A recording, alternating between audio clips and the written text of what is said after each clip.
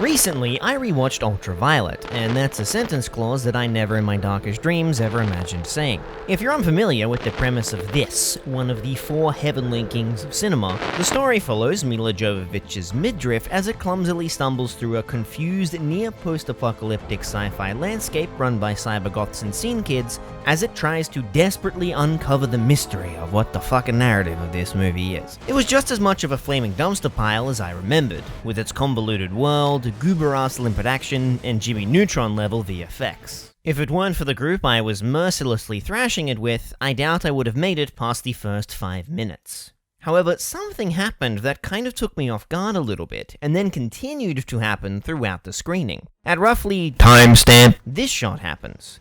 And I was like, damn, that's actually pretty good. And later on, this scene occurs out of nowhere. A quiet, introspective reflection of each character's motivation and purpose, while lit with this aesthetic-ass diegetic lighting, and it's like, damn, you call Roger Deakins just for this one scene? These slight bursts of competence keep popping up all throughout the film, and it helps solidify a theory that I've had for a long, long time. That there is always good in bad movies.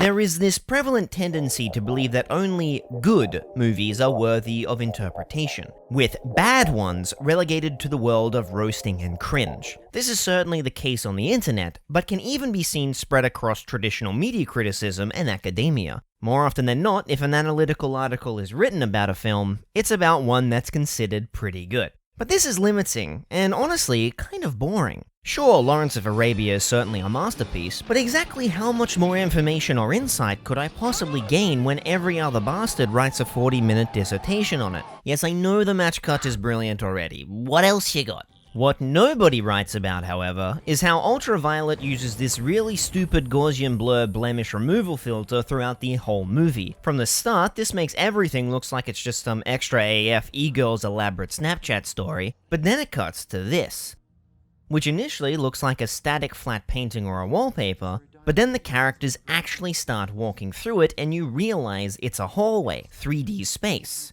This effect and lighting removes any and all shadows on these flat planes, with absolutely nowhere to hide. And considering the movie's setting, this is appropriate for setting up the clinical nature and totalitarian rule of this organization, and holy fuck, did this piece of schlock actually just make me think that? This is shattered, of course, by the next scene involving this contraption.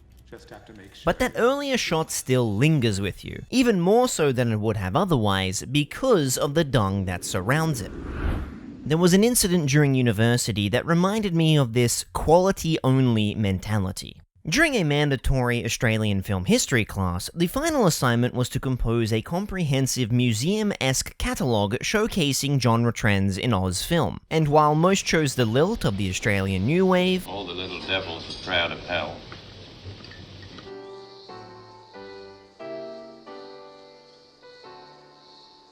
or the visceral cockpunch of the Ozploitation movement,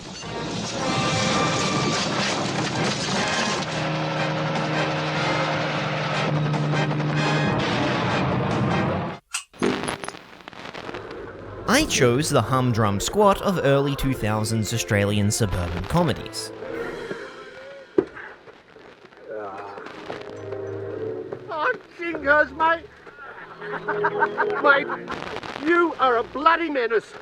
What's it doing parked there in the first place? This decade saw the proliferation of these types of movies, and coincides with all-time low box office returns and public interest in Australian films. All of them tend to reflect attitudes of laziness and tall poppy syndrome. Job like he was having. And the apologetic way that they tended to portray the typical, insensitive but good at heart Australian male against the snooty intellectual bastards trying to steal more land was kinda fascinating. Bad luck.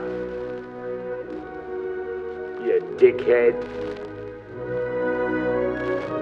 But I had to constantly deal with my classmates saying shit like, "Whoa, you actually like those movies? Like, whoa, like, really? You like them? What, you like them? Whoa, you like them? You like them? You like them? You like them? What?" Which I always responded to with, "Fuck no, fam. I mean, is there any prick who actually likes fucking crackerjack? What are you doing? Polishing the balls, Len?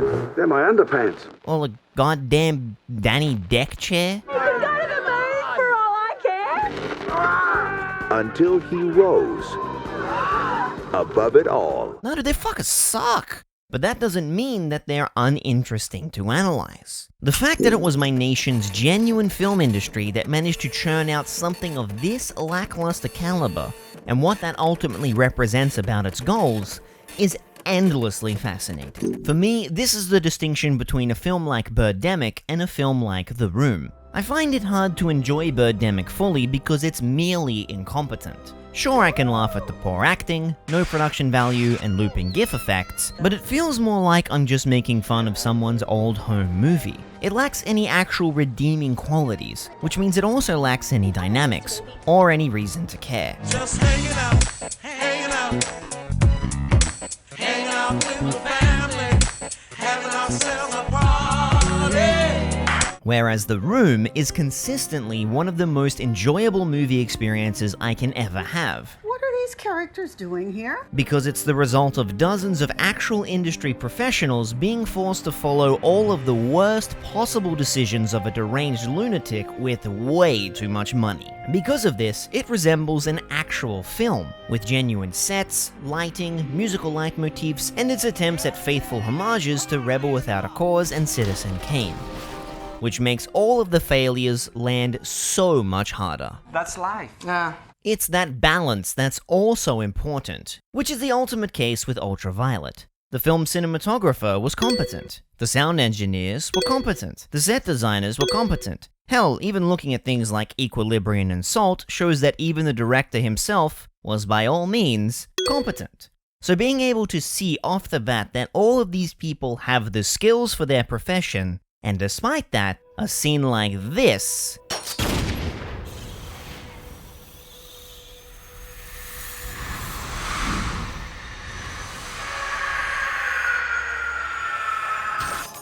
can still happen, gives it far more power than it would have if it was made by the guy down the local IT repair shop who decided to make a movie with his 2006 camcorder. These days, extreme vitriol towards poor media is rampant, especially online. As Whitney Phillips argues in their essay, So Bad It's Good, the Kuso aesthetic in Troll 2, part of the appeal of bad movies is the thrill in reveling in breaking the rules, making you feel as though you're more qualified and knowledgeable about these topics through osmosis alone. It's like that self-placation. You watch some of these movies and think, man, even I do something better than this. But Phillips also argues that there is a sense of privilege in this attitude, as only those who have fully internalized the rules will be invested in the degree to which they are followed. I think this leads to it being way too easy to go overboard, and to forget that movies are ultimately made by people. A lot of individual talent, time, and effort goes into making films, even bad ones. And it's kind of amazing that films can even exist in the first place. Sometimes projects just don't go as planned and there is no way to salvage it, and there's a sharp divide between those who worked on it, those who are in denial, and those who are fully aware of its shortcomings. And the case of Ultraviolet was rife with these. According to Kurt Wimmer, there was a huge studio interference to push for a PG-13 rating, which caused a mass edit down from the planned 2-hour runtime to just 84 minutes. This likely accounts for things such as the lack of blood, despite the strong setup for such encounters, the choppy pace and narrative flow, and even the crappy effects. As for several scenes, including the infamous motorcycle chase, they were left with no other choice than to use the temporary pre-visual material. Regardless of how you feel about the film, you gotta admit that's a raw deal. Kristen Hunt argues that the appeal of good bad movies, among younger generations at least, is a hidden empathy. The ubiquity of media and media technology means that most people have likely made some goober-ass home video with their friends at one point, and these movies can reflect those failures on a larger scale. You may have thought, I can do better than this, but at the end of the day, you didn't. There is a genuineness with a truly so bad it's good movie, a sense that above all else, the creators tried. And that is far more than you can say about many other, perhaps more competent, but ultimately forgettable movies. I can wholeheartedly rate Ultraviolet a half star on Letterboxd, while also openly admitting that there are good things in it. Though nowhere in the vast expanse of the multiverse do I think there exists a plane where Ultraviolet was a great movie, if you plucked out some of the shots, production design, had a different screenplay, shuffled around some of the crew and gave them more freedom, you might actually have a decent flick on your hands. As it is, it merely holds a few shards of silver, Because gold's a little bit of a stretch, to be honest. hidden amongst the cowdung. But I think that's okay in the end, and it ultimately makes these movies more interesting because of how kinda shit the rest of it is. After all, even a broken clock is right twice a day, and even a shitty film can have its kino. How you doing? Just hanging out, hanging out with the family.